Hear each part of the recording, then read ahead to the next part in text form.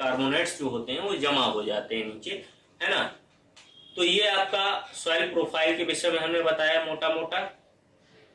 अब सोलम जो होता है वो आपका AB होता है, रेगोलिथ ABC होता है, ये तो आपको पता ही होगा। अब इसके बाद बात करते हैं हम रेगोलिथ और सोलम के बाद। इसके बाद हमने बताया था बेदरिंग के विषय में। तो बेदरिंग आपकी 3 प्रकार की होती है, फिजिकल, केमिकल और बायोलॉजिकल। फिजिकल में टेम्परेचर के द्वारा बेदरिंग होती है, जल के द्वारा बेदरिंग होती है, और इसके बाद वायु के द्वारा बेदरिंग होती है, इसके बाद फ्रॉस्ट के द्वारा बेदरिंग होती है, बर्फ के द्वारा बेदरिंग होती है। ये बहुत सारी चीजें इसको, ये फिजिकल फैक्टर थे। केमिकल फैक्टर में आपका ऑक्सीडेशन बताया था, हाइड्रेशन बताया था, हाइड्रोलाइसिस बताया था, कार्बोनेशन बताया था, कार्बोनीकरण बताया था। तो ये सब केमिकल बेदरिंग के कारण है। और उसके बाद बायोलॉजिकल बेदरिंग के विषय में अगर हम बताएं तो बायोलॉजिकल बेदरिंग में फ्लोरा एंड फना की बात होती है ना। फ्लोरा एंड फना, वनस्पतियों की बात हो रही थी बायोलॉजिकल बेदरिंग में, ठीक है।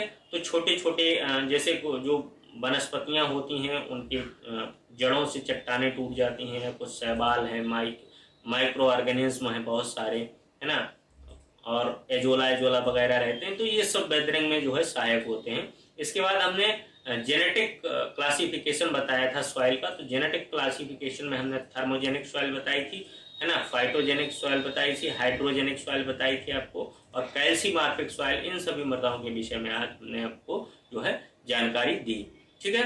अब विद्यार्थियों, नेक्स्ट क्लास में हम फिर आपसे मिलेंगे फिजिकल सॉइल साइंस के विषय में, physical property of soil science के विषय में। और इसी में जो है 3-4 लेक्चर में, 5 लेक्चर में सॉइल साइंस आपकी समाप्त कर देंगे हम। उसके बाद इंजीनियरिंग की शुरुआत करेंगे, और इसी के साथ आपका जो है सॉइल कंजर्वेशन भी पढ़ाएंगे हम इसी में ही।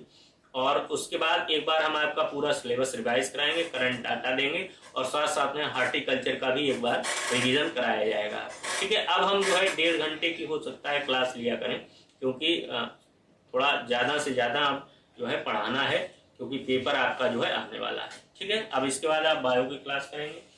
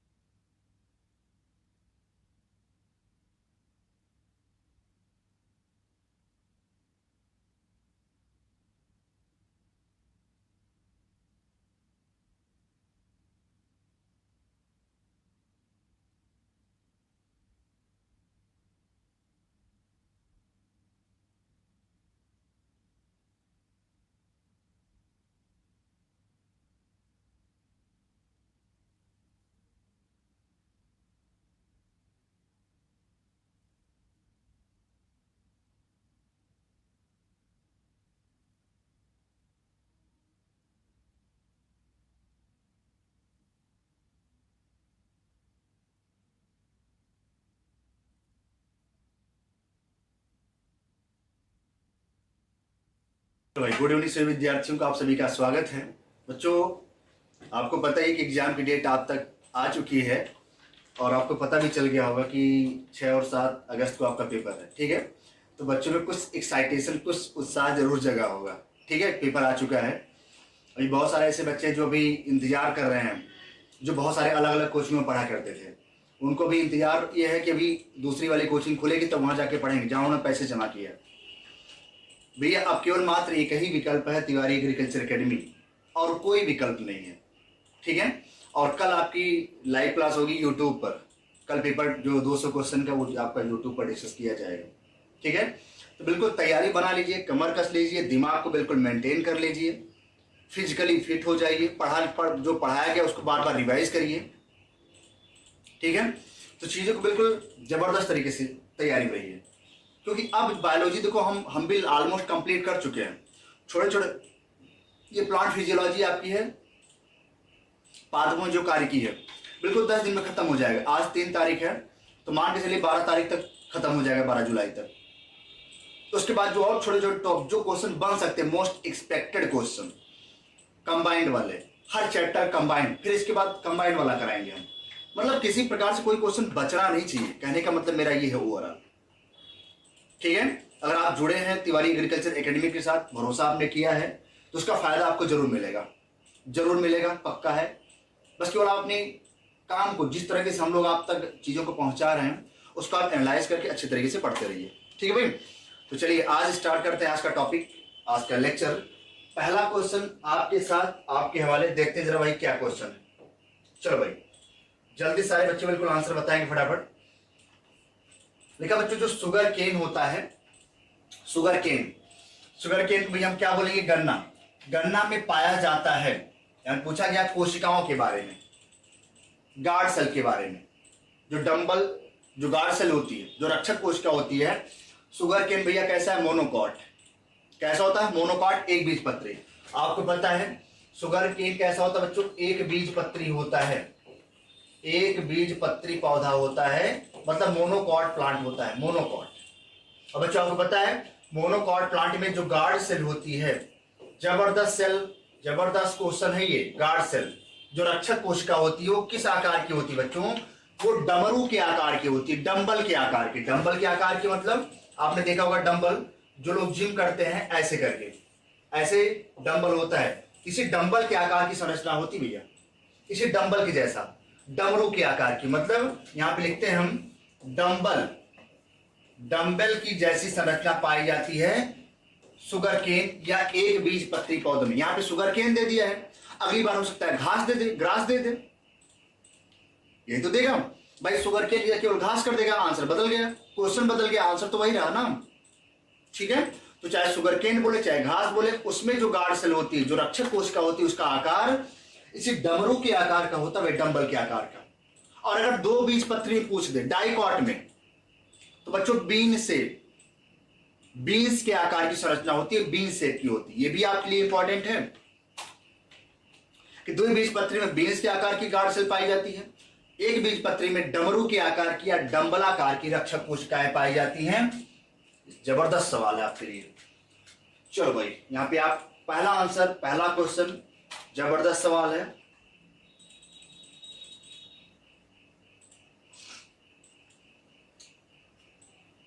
ठीक है भाई, तो शुगर केन में पाई जाती भैया डंबलाकार रक्षक कोशिकाएं पाई जाती हैं। चलो भाई दूसरा सवाल देखते जरा क्या है नेक्स्ट। देखा बच्चों, बाढ़ के बाद मृदा में बची जल क्या कहलाती है। जैसे मान लीजिए बाढ़ बिल्कुल आ गया, बाढ़ बिल्कुल आ गई, और बाढ़ बिल्कुल आते आते जब बाढ़ खत्म हुई तो बाकी जो रिमेनिंग, जो बचा हुआ पानी होगा, बाढ़ के जाने के बाद जो बचा हुआ पानी होगा, उसे क्या कहते हैं। यहां लिखा है बाढ़ के बाद मृदा में बचा जल क्या कहलाता है। जबरदस्त सवाल है, जबरदस्त। उसे भैया क्या बोलेंगे, उसे बोलते हैं बच्चों फील्ड कैपेसिटी। क्या बोलेंगे, फील्ड कैपेसिटी के नाम से जाना जाता है। तो क्या बोलेंगे उसे फील्ड कैपेसिटी के नाम से जानते हैं। मतलब बाढ़ के बाद मृदा में जो बचा जल हो जाता है, उस भैया उसको क्या बोलेंगे, फील्ड कैपेसिटी के नाम से जानते हैं। तीसरा आंसर यहां पे सही हो जाएगा। क्या बोलेंगे भाई, फील्ड कैपेसिटी के नाम से जानते हैं, ये बात आप अच्छे तरीके से याद करके जाइए भाई।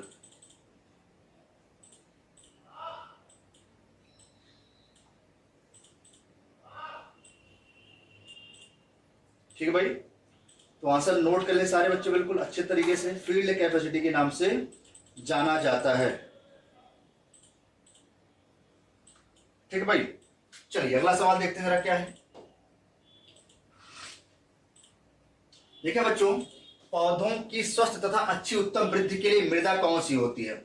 इसका आंसर आप लोग जल्दी से दीजिए, फटाफट पिक फास्ट, जल्दी से बताइए क्या होगा इसका आंसर।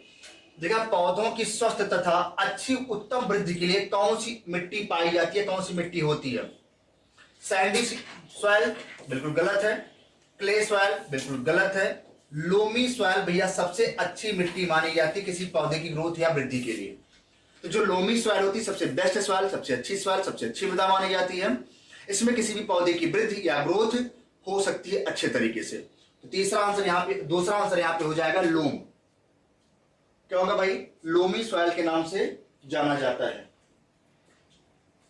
क्या बोलेंगे भाई? पौधों की स्वस्थ तथा अच्छी उत्तम वृद्धि के लिए मृदा लोमी सॉइल कहलाती है। चलो अगला सवाल देखते हैं जरा क्या है। लिखा है लीचिंग के पश्चात, लिखा है लीचिंग के पश्चात निर्मित होने वाली मृदा एल्यूमिनियम और आयरन की धनी होती है।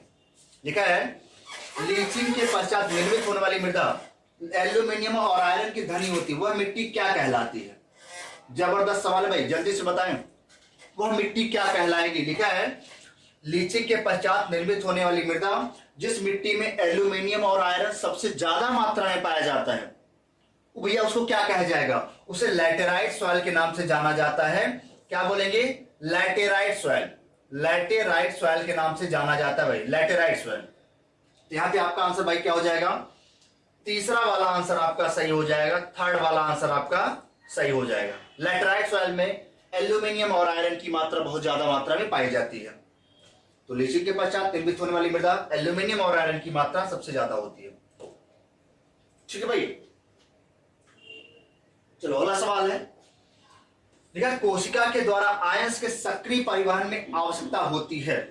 अब ऐसे सवाल आप बिल्कुल जबरदस्त तरीके से कर सकते हो, बहुत अच्छे तरीके से। देखा, यहां पे किसी भी चीज का अगर ट्रांसपोर्ट हो रहा है, परिवहन हो रहा है, अगर उसमें एनर्जी की जरूरत पड़ती है, लिखा है कोशिका के द्वारा आयंस के सक्रिय परिवहन में, मतलब एक्टिव ट्रांसपोर्ट। क्या बोलेंगे बच्चा? एक्टिव ट्रांसपोर्ट बोलते हैं, यहां पे एक्टिव ट्रांसपोर्ट बोला जाता है। बात बिल्कुल ध्यान समझ ले, एक्टिव ट्रांसपोर्ट। बच्चों एक्टिव ट्रांसपोर्ट में हमेशा एटीपी वाली एनर्जी लगती है, हमेशा एटीपी ऊर्जा यहां पर लगती है एक्टिव ट्रांसपोर्ट में। जो बात बोल रहा हूं ध्यान समझ लीजिएगा।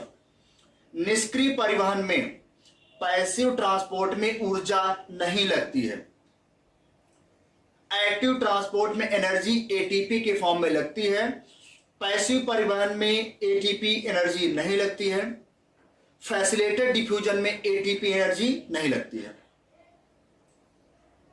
बात समझ आ गई नहीं आई? ये बात समझ ले भाई। तो यहां लिखा है जो सक्रिय परिवहन होते हैं एक्टिव ट्रांसपोर्ट, उसमें हमेशा एटीपी लगता है। और अगर यहीं पे लिख देता निष्क्रिय परिवहन पैसिव ट्रांसपोर्ट, तो वहां पर कोई भी एनर्जी नहीं लगती, कोई भी एनर्जी नहीं लगती। ये बात ध्यान समझ लीजिए, कोई भी एनर्जी नहीं लगेगी। ठीक है, और एक्टिव ट्रांसपोर्ट होता क्या है?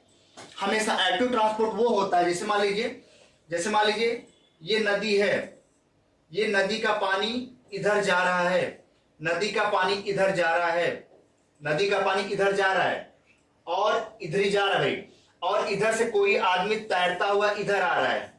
बात समझ ले ध्यान से, क्या हो रहा है? Passive transport. मैंने बोला एक नदी का पानी इधर तैरता हुआ जा रहा है और कोई दूसरा आदमी तैर करके उसकी अपोजिट दिशा में जा रहा है। तो हमेशा जब भी ट्रांसपोर्ट किसी भी चैनल के अगेंस्ट हो, उल्टा हो, अगेंस्ट मतलब इधर पानी जा रहा है, इधर आदमी तैर के इधर आ रहा है, तो जब इधर तैर के आएगा तो एनर्जी लगेगी, ऊर्जा देनी पड़ेगी। वही हाल सेल में होता है, कोशिका में होता है कि जब भी किसी भी चीज का ट्रांसपोर्ट जिधर मेम्ब्रेन की तरफ हो रहा है और उसके अपोजिट में किसी चीज का मूवमेंट हो रहा है, उसे बोलेंगे एक्टिव ट्रांसपोर्ट। और एक्टिव ट्रांसपोर्ट हमेशा किसी भी कंसंट्रेशन ग्रेडियंट के अगेंस्ट होता है, अपोजिट होता है, उल्टे में होता है, उल्टे में, तो इसको भी एक्टिव ट्रांसपोर्ट बोलेंगे। लेकिन जो निष्क्रिय परिवहन होता है, जो पैसिव ट्रांसपोर्ट होता है, उसमें जिधर पानी बह रहा है उधर मछलियां भी बहती चली जाएं। जैसे पानी इधर बह रहा है, पानी इधर बह रहा है और मछलियां भी इधर ही बहें, तो जिधर पानी बह रहा है उधर मछलियां बहेंगी, कोई एनर्जी नहीं लगेगी, बिल्कुल जिधर आराम से बिल्कुल तैरते चले जाओ।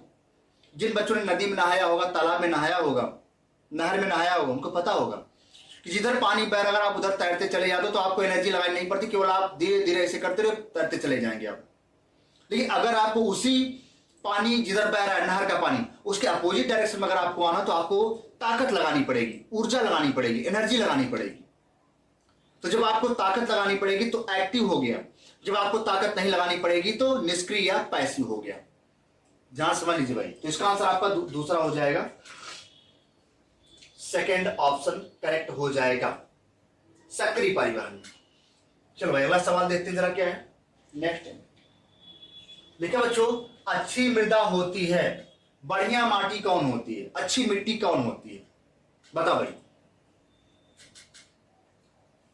बताओ भाई, अच्छी मृदा कौन होती है, जल्दी से बताएं सभी बच्चे। अच्छी मृदा कौन होती है,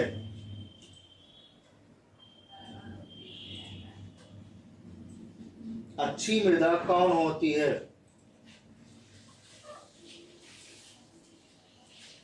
भैया अच्छी मृदा होती है जो कि जल को धीरे धीरे रिसने देती है, जो जल को आराम आराम से रिसने दे, धीरे धीरे रिसने दे, जबरदस्त तरीके से। अच्छा सवाल है कि अच्छी मिट्टी हम किसको मानते हैं, जिसमें जल बिल्कुल आराम आराम से रिसे, स्लोली स्लोली रिसे, ठीक है भाई।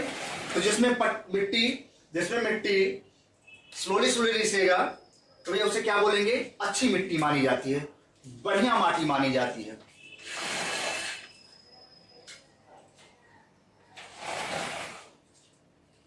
चलो भाई अगला सवाल देखते हैं जरा क्या है। ये भी सवाल जबरदस्त है।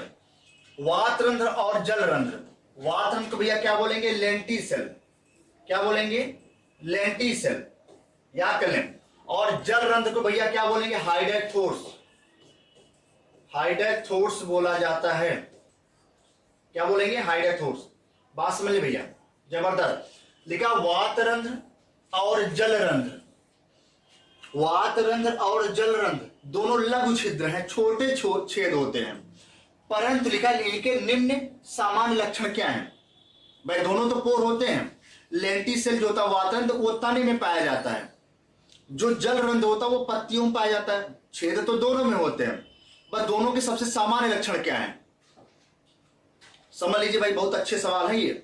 यहां लिखा है दोनों का सामान्य लक्षण होता है, दोनों का खुलना बंद होना नियंत्रित नहीं होता। मतलब इसको खुलना और बंद होने के लिए किसी चीज की नियंत्रण की आवश्यकता नहीं है, ये अपने आप खुलेगा, अपने आप बंद होगा, अपने आप खुलेगा, अपने आप बंद होगा। स्टोमेटा की बात नहीं हो रही भाई, हाइडेक्थोर्स की बात हो रही है, जल रंध्र की बात हो रही है, गटेशन की बात हो रही है। यहां पे स्टोमेटा होता तो उसका मतलब अलग हो जाता, स्टोमेटा होता, वात रंध्र होता तो उसका मतलब अलग हो जाता। यहां जल रंध्र है, यहां वात रंध्र, मतलब क्या हो गया, लेंटिसेल, ठीक है भाई।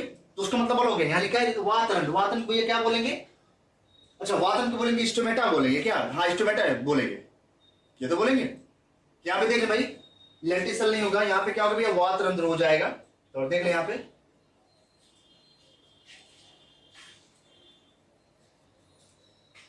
भाई तो किसके ऊपर डिपेंड करता भैया, ये हमेशा किसके ऊपर डिपेंड करेगा, ये देख लें जरा।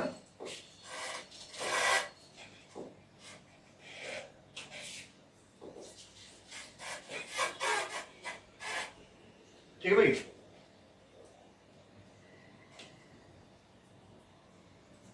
ठीक है। चलो यहां पे आंसर क्या हो जाएगा आपका, पहला हो जाएगा, पहला वाला।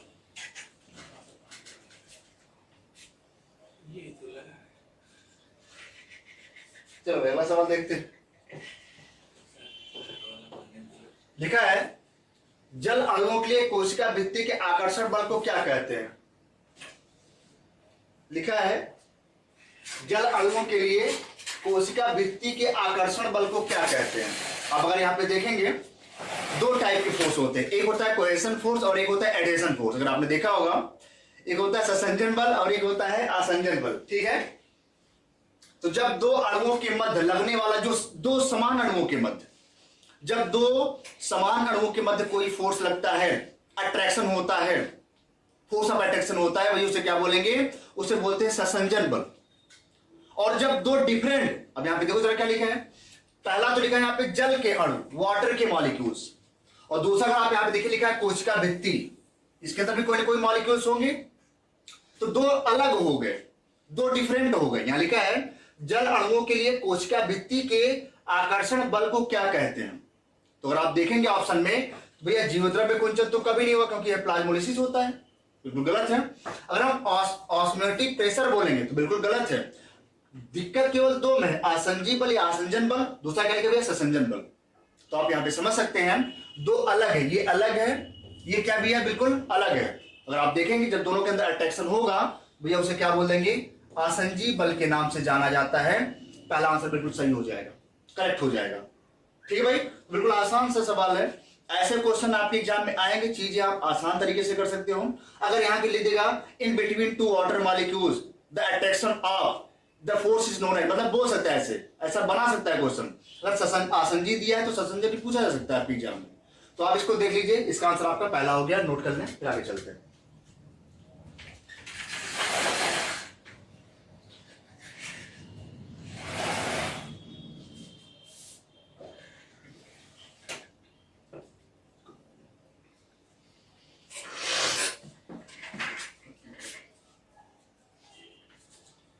चलो भाई, तो यहां पे आपका आंसर पहला हो गया। अगला सवाल देखते हैं बच्चों, क्या है लिखा है, निम्न में से कौन अणु के परिवहन में सहायता नहीं करता। जबरदस्त सवाल है, जबरदस्त सवाल।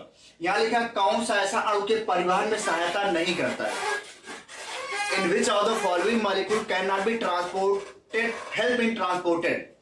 कौन ऐसा होता है जो परिवहन में हेल्प नहीं करता। लिखा है इनमें से कौन अणु के परिवहन में सहायता नहीं करता। बच्चों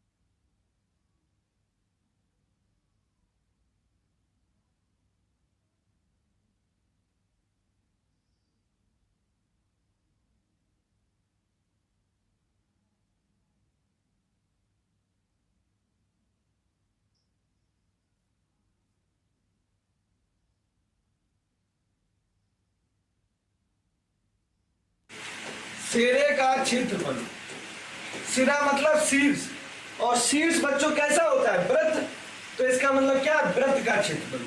सिरे का क्षेत्रफल जो होता है वो वृत्त का क्षेत्रफल के बराबर होता है और इसको बोलते हैं पाई आर स्क्वायर। अब बच्चों ये कहा जाए सिरों का क्षेत्रफल, सिरों का क्षेत्रफल,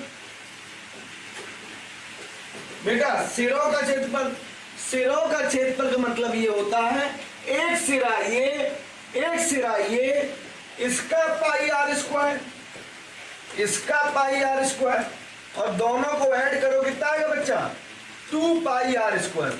तो सिरों का क्षेत्रफल का मतलब होता है दोनों सिरों का क्षेत्रफल। क्या बेटा, दोनों सिरों का क्षेत्रफल। क्या मैंने बताया, दोनों सिरों का क्षेत्रफल कितना हो जाएगा, 2 pi R square, 2 pi R square. इतनी बात क्लियर।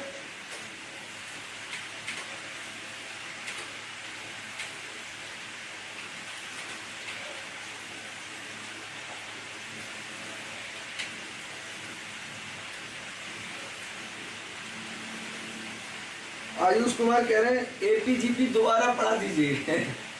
बच्चा पहले इतना हो जाने दो, है ना बेटा, लेट आए होगे तुम, अब लेट आए होगे तो तुम कहते ना, जो मान लो जो कल एडमिशन ले रहा है वो कहते सर पूरा कोर्स दोबारा पढ़ा दीजिए। इतना आसान होता है क्या, जो चीज साल भर पढ़ाई आती है उस क्रैश कोर्स में इसको 2 महीने में खत्म कर रहे हैं स्पीड को मेंटेन करते हुए, और तुम कहो कि दोबारा पढ़ा दो। जितना बच्चा है ये अब जो चल रहा है सीक्वेंस, ये अंत तक पूरा कवर करा दिया जाए और उसमें आप तैयारी कर लें, ये एक बहुत बड़ी जीत होगी, समझे। तो आपके हिसाब से नहीं चलते हैं। बाकी ये है कि एपीजीपी के क्वेश्चंस टेस्ट में चलते रहेंगे, वहां से सब क्वेश्चन सारा जितना रिजल्ट होता है मैं जो पढ़ाता हूँ वो सारा एक सारा टेस्ट में मिल जाता है, ठीक है। बाकी जो असाइनमेंट देते हैं पढ़ाने के बाद वो तैयार कर लो, उसमें सब पैटर्न हम ऑलरेडी समाहित कर देते हैं। जितने तरह के हम सवालों को लगाते हैं, जितने पॉसिबल सवाल बनते हैं वो आपके प्रत्येक टेस्ट में मैं इन्वॉल्व कर देता हूँ, ठीक है।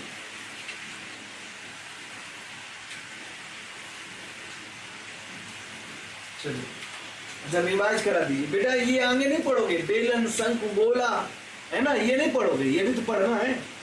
चलिए तो बच्चा कहाँ पे थे, हाँ अपने वापस आओ। ये हमारे पास बेलन है, और बेलन बच्चों ये है कि ऊंचाई होती है, आर त्रिज्या होती है। बेलन के जो सिरे होते हैं ना, सिरे बच्चों वो होते हैं क्या, वृत्त के आकार में। तो इसीलिए वृत्त का जो एरिया होता है, क्षेत्रफल होता है, वही बेलन के सिरे का क्षेत्रफल होता है, पाई आर स्क्वायर, पाई आर। दोनों सिरों के क्षेत्रफल कहा जाए तो पाई आर स्क्वायर धन पाई आर स्क्वायर बराबर 2 पाई आर स्क्वायर। बेटा तुमसे कभी ये कहा जाए कोई तार है जो आर त्रिज्या और एच ऊंचाई का है, तो उसका पूछा जाए आयतन बताओ, वक्र प्रस्थ बताओ, तो तार जो होता है वो बेलन की तरह होता है। कभी तार को पकड़ना, नीचे भी गोलाई है, ऊपर भी गोलाई है, ऊंचाई भी है, कुछ माइनरली जरा सी त्रिज्या भी है उसके अंदर। तो तार शब्द का यूज अगर किया जाए तो तार का मतलब होता है बेलन। क्या होता है, बेलन ही होता है। इतनी बात क्लियर। चलिए अगर बच्चा इतनी बात क्लियर है तो मुझे आज पहली बार ये बताओ, मैं ये मान के चलता हूं किसी भी छात्र को कोई फार्मूला नहीं पता, और आज पहली बार सीखना, ये सोच के साथ जब पढ़ोगे तो मजा आएगा, ज्ञानी बन के पढ़ोगे तो मजा कम आएगा। तो बेलन का वक्र प्रश्न, मैं ये मान के चलता हूं आपको बेलन का वक्र प्रश्न का फार्मूला नहीं पता। बेलन का वक्र प्रश्न, पहले ये बताओ वक्र पृष्ठ होता क्या है। वक्र पृष्ठ का मतलब होता है बाहरी जितना आवरण दिखाई देता है उसका भाग निकालना। अब बाहरी आवरण की बात करें तो बेटा जी बाहरी आवरण हमें ये दिखाई दे रहा है, एक तो हमें वृत्त की परिधि दिखाई दे रही है, और उस जो वृत्त है उस वो जमीन से कितनी ऊंचाई पर है वो एच ऊंचाई दिखाई दे रही, बस बाहरी आवरण इतना ही है। तो बेलन का वक्र पृष्ठ कभी भी कहा जाए छात्रों तो आप लिखोगे वृत्त की परिधि